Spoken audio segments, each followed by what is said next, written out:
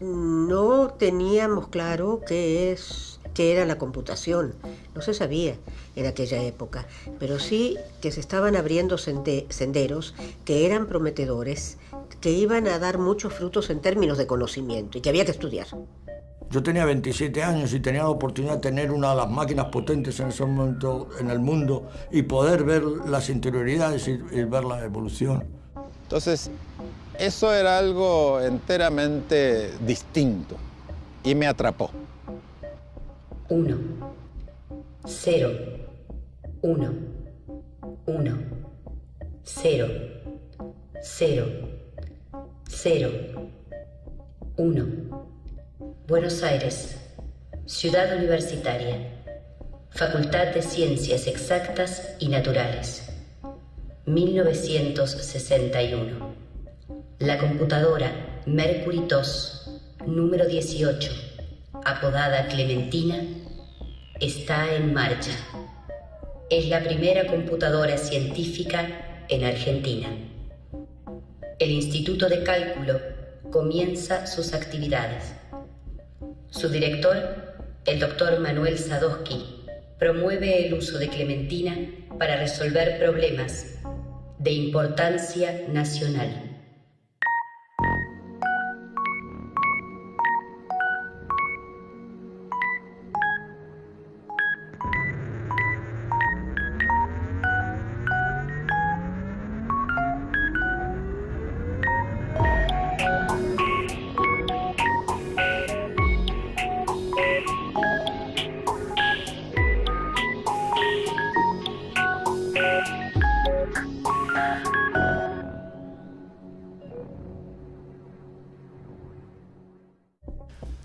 No hay proyecto que se pueda construir sin gente que tenga la mística, que adopte la mística de este proyecto. Y yo creo que acá tenemos muchos presentes que adoptaron la mística de este proyecto y que lo llevaron adelante. Un proyecto que estaba enmarcado en un proyecto de universidad que buscaba aportar al desarrollo económico y social del país. Ese fue el proyecto del Instituto de Cálculo. En el Instituto de Cálculo, los pioneros de la computación argentina realizan sus primeros trabajos. Muchos investigadores de la Facultad de Ciencias Exactas y Naturales les encargan complejos cálculos matemáticos. Clementina entra en acción. Pasaba algo muy curioso, que la gente no tenía miedo de acercarse a la máquina, porque la gente realmente al principio era la cosa tan desconocida y tenía cierto halo de magia que se acercaba con cierto temor, digamos. Era así, uno pertenecía a un grupo privilegiado, digamos, de alguna manera, que estaba trabajando con una cosa que se suponía que estaba en la punta de lo que se podía hacer en ciencia. Era maravilloso las cosas que podía hacer, que antes había que calcular a mano, o sea, y realmente fue un avance y hubo mucho entusiasmo en el poder calcular. Los físicos y los meteorólogos se emocionaban cuando les decíamos los cálculos que nos dejaron ya están resueltos y sistemas de ecuaciones pesados y demás. Y al día de hoy realmente yo digo, ¿cómo se hacían esos cálculos en la Mercury? Muy pesados, ¿no? Y los sacábamos. Si la máquina calculaba mal es porque uno se había equivocado y entonces había que hacer una corrección de todo eso y volver a reempezar todo el proceso. Y recuerdo que una vez llamamos a un, creo que era, no me acuerdo si físico o meteorólogo, no, creo que físico, bueno, le dijimos, ya está, lo suyo. Fue tal el entusiasmo que en lugar de caminar por los pasillos, tenía que caminar, él estaba al final de física, entonces tenía que caminar un ala del edificio, otra y otra para llegar al Instituto de Cálculo, eso es lo que había que hacer. No, él atravesó por la azotea del segundo piso para hacerlo en diagonal, claro, la diagonal es menor que la suma de los dos catetos, entonces volando, llegó. Y lo veíamos venir corriendo y le hacíamos señas, porque la puerta de vidrio de acceso al hall del Instituto de Cálculo estaba cerrada. Pero no se dio cuenta y él pasó. El doctor Manuel Sadowski difunde las virtudes de Clementina más allá de las fronteras de la facultad. Mientras tanto, un joven matemático español se encarga de formar a los programadores de Clementina. Su nombre es Ernesto García Camarero y es el jefe del área de programación del Instituto de Cálculo. Pues vaya mi reconocimiento y el de muchos de nosotros, porque él fue el que nos enseñó a programar. Era, digamos, finalmente en el aspecto de computación, era el número uno. Prácticamente todos los que programábamos en el Instituto de Cálculo tomamos los primeros cursos con él. Hay dos niveles de programación, que uno es el convencional, que es parecido al binario que yo traía de Roma, con alguna facilidad de programación, y otro lenguaje que es de alto nivel, que es el autocode. El autocode es un lenguaje de apariencia algebraica que está muy apto para aplicaciones numéricas. Pues esos dos tipos de formación los di yo durante los 3 años que estuve en el centro de cálculo, los 3 primeros años. Digamos, García Camarero fue la persona que un poco nos mostraba el camino. Además, Ernesto estaba en todos los proyectos de software. Una vez se recordó que oficialmente no figuraba en este o en aquel, pero estaba en todos, porque le consultábamos, lo hacíamos participar. García Camarero fue realmente la persona en la cual teníamos que mirarnos. Era el modelo a seguir. Evidentemente, si caracterizamos a un gerente como alguien que tiene una visión, que tiene un ideal, que tiene la capacidad de formar grupos de trabajo, de insuflarles optimismo, ese era Sadowski. Gracias a las gestiones del doctor Manuel Sadowski, Clementina se hace cada vez más popular. Los programadores del Instituto de Cálculo comienzan a enfrentar problemas encargados por muchos organismos nacionales, empresas públicas y privadas. Entre ellos están el Instituto Nacional de Tecnología Agropecuaria, la Comisión Nacional de Energía Atómica, el Consejo Nacional de Desarrollo, Yacimientos Petrolíferos Fiscales y Entel, la Empresa Nacional de Telecomunicaciones. O sea, en general todos los trabajos que tenían algún desafío implícito en cómo hacerlo. Uno estudia un problema, trata de resolverlo, ver por dónde le entra, ver qué herramientas conoce para aplicar o inventar las herramientas que sean necesarias y va y trata de resolverlo. Nosotros somos resolvedores de problemas. A veces había que empezar por hacer un método de resolución del problema que fuera adecuado a resolverlo con la computadora.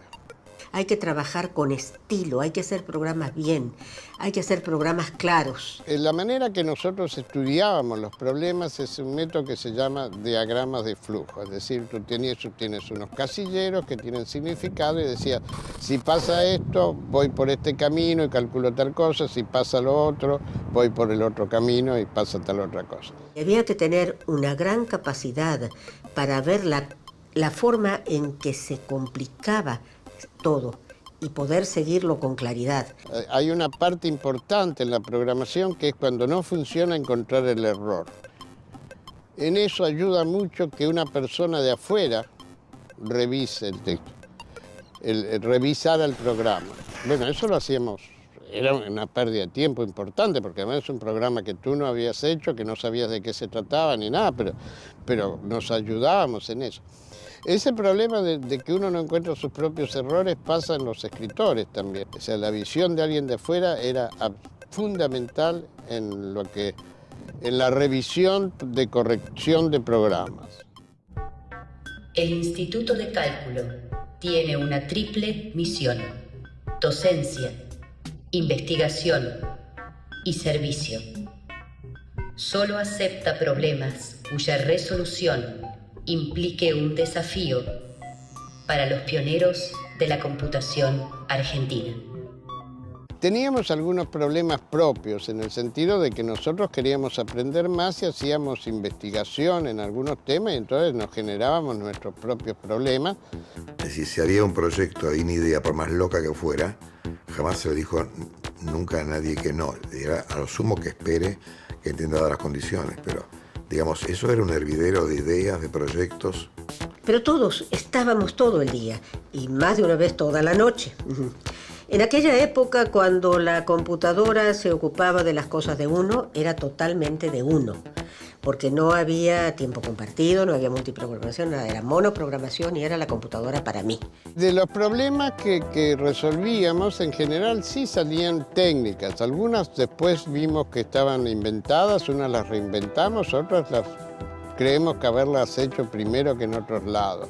Otra cosa que hubo que hacer era organizar la biblioteca de programas, cosa que era esencial, ¿no? Entonces estábamos en comunicación con otros centros de cálculo que tuvieran también Mercury para intercambiar los programas que cada uno de nosotros desarrollábamos. O sea, cuando tú resolvías un problema y lo hacías mejor que lo que se hacía antes y veías que el usuario estaba tan contento de poder arreglar así sus cosas, tú te sentías muy bien. Y evidentemente cuando, digamos, estábamos aquí en el Instituto de Cálculo haciendo la biblioteca de programas, vaya que yo era libre. Yo llamaba o escribía a un colega que estaba en Bristol y decía, mira, que sé que tienes un programa y tal. Ah, ningún problema, te lo mando. Y yo lo usaba libre, ¿no? No le tenía que pagar canon ni nada. Y si él pedía lo mismo, ay, creo que habéis hecho tal, bueno, pues ahí te lo mando. No sé si habrá sido la biblioteca de programas. Sí, la comunicación era abierta y no había ninguna restricción en la utilización de los programas que circulaban. Yo invito a los jóvenes actuales a que conozcan algo de lo que hacíamos y cómo lo hacíamos, porque ahí está la simiente, ahí están los orígenes. Entonces no veamos solo las computadoras chiquitas de hoy día o todos esos juguetes raros que hay, sino que por qué se hacen. O sea, no digo hacer las cosas que hacíamos nosotros, pero no perdamos de vista los bits directamente, porque si no se convierte en magia. Oscura, y eso los que somos de computación no lo debemos admitir jamás.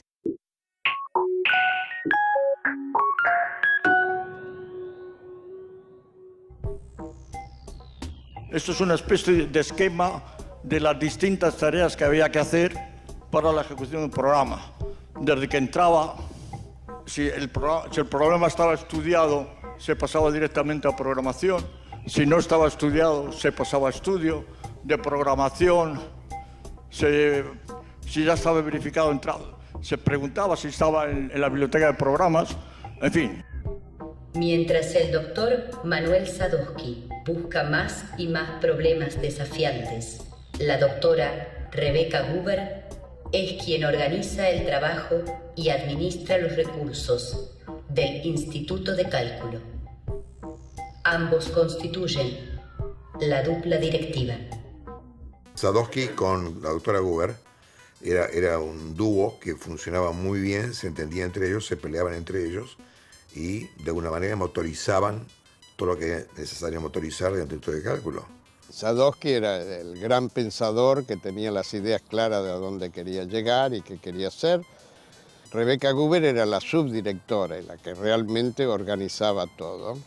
Rebecca era de alguna manera la que materializaba y empujaba las cosas, las ideas y los conceptos de Sadowski, con el cual se peleaba muy a menudo.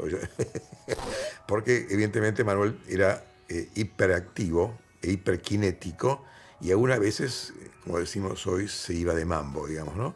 Y de alguna manera la Rebecca era la que lo bajaba a tierra, le pinchaba algunos globos y era la que después encargada de llevar adelante los proyectos. Y a Sadowski le pareció que podía ayudarlo, ya más o menos ya tenía bastantes referencias mías y de mi manera de ser.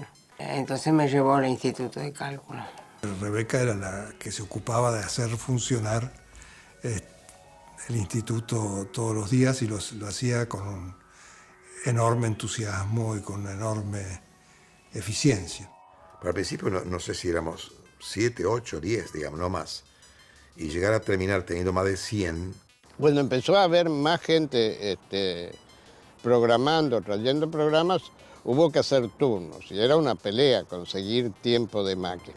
Porque a veces, cuando hay grupos de gente, un grupo dice, no, es que lo mío realmente es lo más importante, o tengo que hacer una entrega, entiendan ustedes, eso puede esperar. Bueno, entonces hace falta alguien que nos llame un poco a la realidad, y la doctora Rebecca Guber lo hizo siempre muy bien. Era un buen equipo con Sadowski, formaban un buen equipo de conducción, digamos, ¿no? Clementina es una computadora muy delicada. Para poder funcionar requiere un cuidadoso mantenimiento. El encargado de realizarlo es Jonás Payuk, el director del grupo de Ingeniería Electrónica del Instituto de Cálculo. De Payuk, lo que puedo decir es que era un ingeniero de hardware excelente. Él era el que curaba todas las dolencias de la Mercury. Había, como era una máquina también que había que mantener diariamente, había también un stock de material en la propia zona, diríamos, de mantenimiento, porque todos los días había que reparar alguna válvula que se fundía, o sea que había también un almacén, diríamos, y era un trabajo complicado, vamos. Teníamos pocas válvulas, nos faltaban, las válvulas tienen vida limitada, las termoiónicas, y en el año 63-64, la doctora Guber, que husmeaba por cuánto lugar podía encontrar alguna información, se enteró que había una computadora Mercury, la misma línea, que era la más grande de todas, que la Shell de Londres la había dado por finalizada y la había entregado a un chatarrero, y me dice, Jonás, pronto te vas a ver qué día los podemos capturar de por ahí, digamos, conseguir.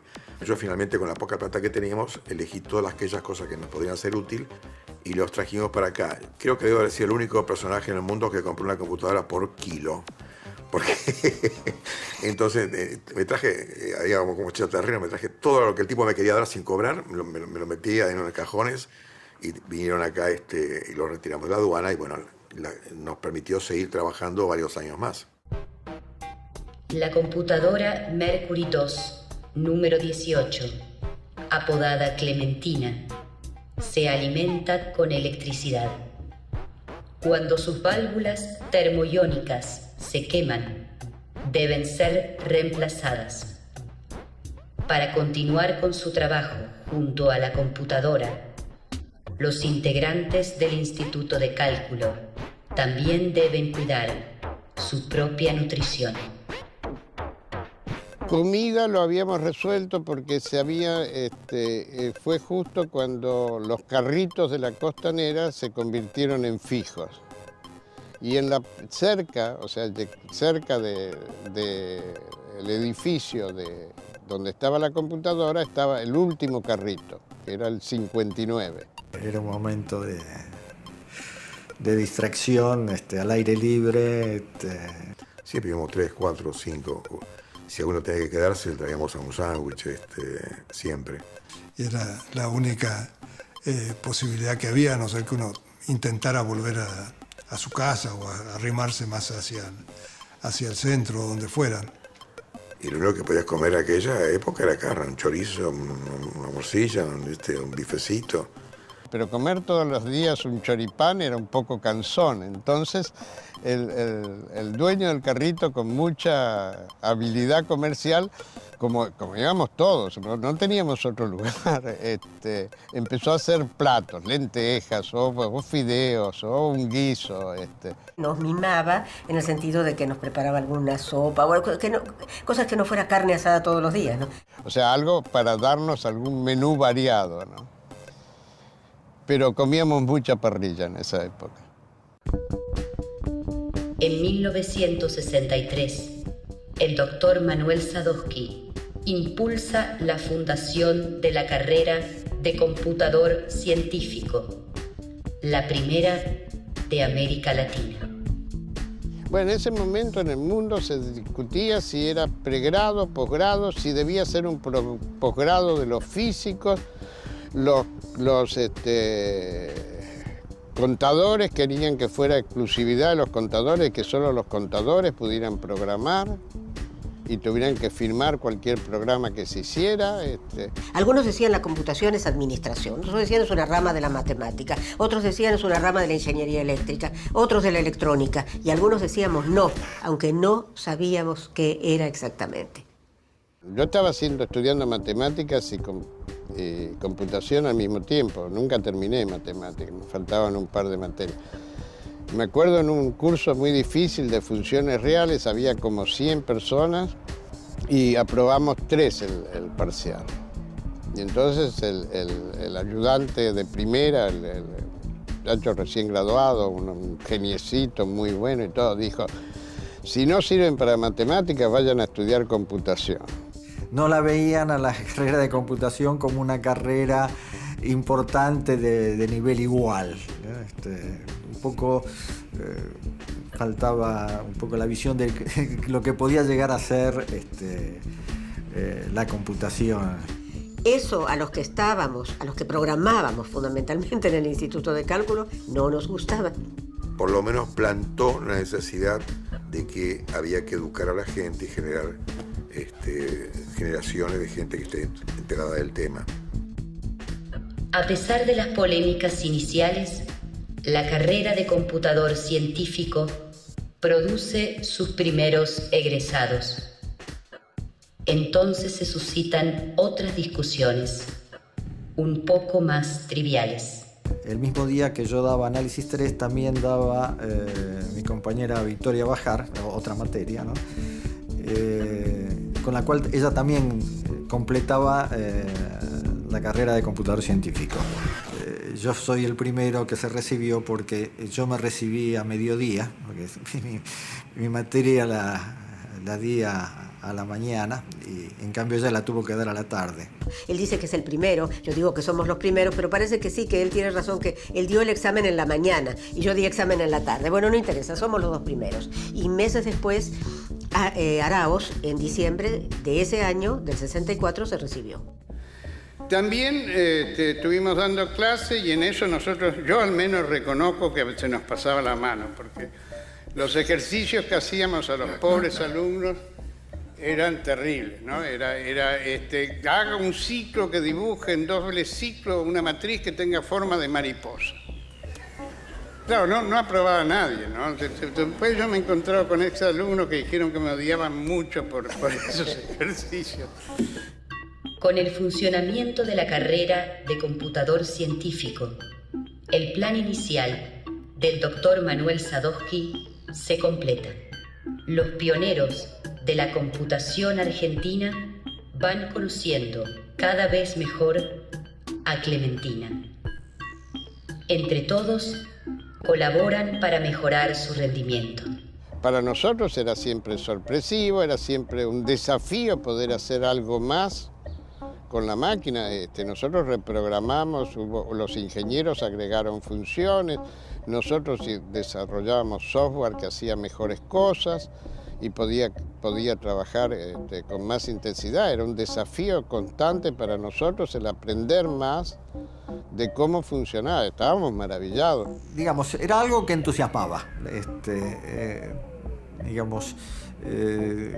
Tal vez no teníamos la idea completa hasta dónde podía llegar la cosa, digamos. Y la conciencia de que estábamos iniciando caminos nuevos. Pero el solo hecho era aventura, era una cosa, viste, que te desafiaba. Decía, ¿con qué me iba a encontrar hoy? Cada vez que venía allí decía, a ver, ¿con qué me encuentro hoy?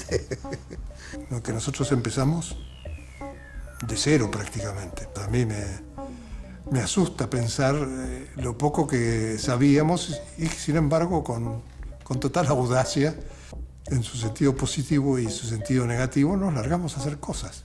Y había mucho compañerismo, no había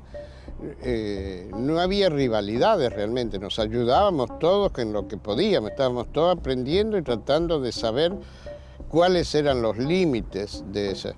Y teníamos este director excepcional que era Manuel Sadowski y también la vicedirectora Rebeca Guber, que eran dos personas absolutamente excepcionales y que lograran crear alrededor de ellos un ambiente de camaradería, de compañerismo, de falta de distancias formales, justamente de intercambio entre todos. Había reuniones en las cuales cada uno explicaba lo que su grupo estaba tratando de hacer. Hacíamos un té donde nos reuníamos y cada uno contaba trucos que había encontrado, cosas que había aprendido para que los otros usaran. Nos ayudábamos unos a otros. Siempre insisto en decir que los mejores años de mi vida los pasé ahí. Es decir, el tipo de cosas que hicimos allí y luego lo que se generó de eso en mi vida ha sido algo que realmente me marcó.